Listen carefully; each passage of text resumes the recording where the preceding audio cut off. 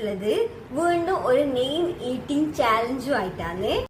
അപ്പൊ നമ്മൾ ഇന്ന് എടുത്തിരിക്കുന്ന പേര് വെച്ചാൽ ബ്യൂട്ടിഫുൾ നെയിം അമയ. അപ്പൊ നമ്മളെ ഫസ്റ്റ് ലെറ്റർ വരുന്നത് എ ആണ്. എക്ക് നമ്മൾ എടുത്തിരിക്കുന്നത് ആപ്പിൾ.